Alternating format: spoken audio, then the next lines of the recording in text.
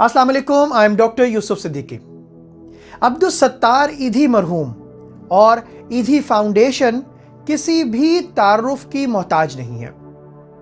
कराची जैसे शहर में जब खून का बाजार गर्म था, हर तरफ लाशें ही लाशें थीं। लावारिस लाशों को दफनाने वाला कोई शख्स नहीं था। वहां पर यह जिम्मेदारी अब्दुल सत्तार ईधी साहब ने अपने जिम्मे ले ली। एक दफ़ा उनसे एक इंटरव्यू में यह सवाल किया गया कि आपने हज़ारों लोगों को दफनाया है, उनकी तदफीन की है, क्या कभी कोई ऐसा वाक़या पेश आया या कोई ऐसी तदफीन जिसको करते हुए आप कर्ब से गुज़रे हों, तकलीफ़ से गुज़रे हों, आपको परेशानी हुई हो? तो अब्दुल सत्तार ईधी साहब कहने लगे कि एक दफ़ा मेरी ज़िंदगी में ऐसा वाक़या आया, एक ऐसी तदफीन आई, एक ऐसे शख्स की तदफीन आई कि जिससे मैं बहुत ही कर्ब से गुज़रा, मैं बहुत तकलीफ़ में रहा। ये एक दफ़ा मेरे साथ ऐसा हुआ। मज़ीद इसके बारे में तफसील बताते हुए वो कहने लगे कि एक दफ़ा हमारे कॉल सेंटर के ऊपर एक कॉल मौसूल हुई DHA से। DHA जैसा कि आप जानते हैं कि कराची की और बल्कि पूरे पाकिस्तान में ही एक बहुत ही पोश एरिया के तौर पर कंसिडर किया जाता है। तो अब्दुल सत्तार ईधी कहने लगे कि वो DHA से जो कॉल आई, वो उस शख्स ने ये कहा कि फ़लाँ गली में, फ़लाँ ब्लॉक में एक नामालूम लाश पड़ी हुई है और आप उसको वहाँ से आके उठा कर ले जाएं। फ़ौरन ही हमारी टीम रवाना हुई ताकि वहाँ जाकर उस लाश को एम्बुलेंस में लाकर ईधी सेंटर लाया जा सके। जब वो वहाँ पहुँचे, उस लाश को स्ट्रेचर पे डाला और एम्बुलेंस में रख लिया, तो उस एम्बुलेंस से कुछ फासले पर आगे एक टैक्सी खड़ी हुई थी। उसमें से एक नौजवान बौखलाया हुआ, भागता हुआ हमारे नुमाइंदे के पास आया और आने के बाद उसने एक लिफाफा हमारे नुमाइंदे को हैंड ओवर किया और ये कहा कि ये इनकी तदफीन के, इनके कफन के पैसे हैं, इनको ध्यान से दफनाइएगा, ये मेरे वालिद साहब हैं।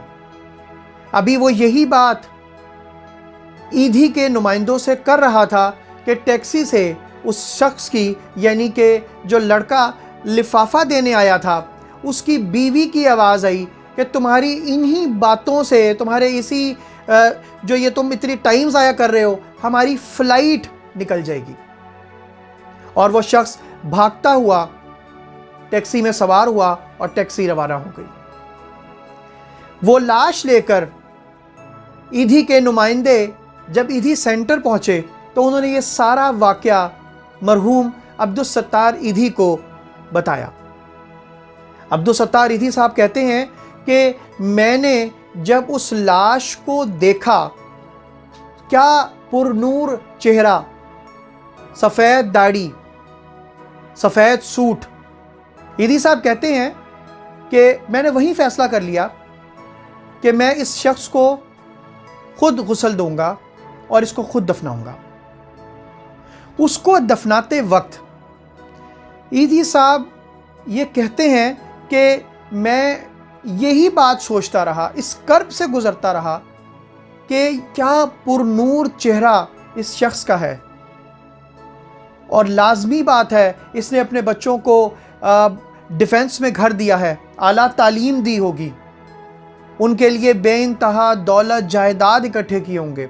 लेकिन ऐसा क्या हो गया कि आज इसी शख्स का बेटा इसकी लाश को सड़क के ऊपर एक लावारिस लाश के तौर पर छोड़कर चला गया, सिर्फ इसलिए कि उसकी फ्लाइट ना मिस हो जाए।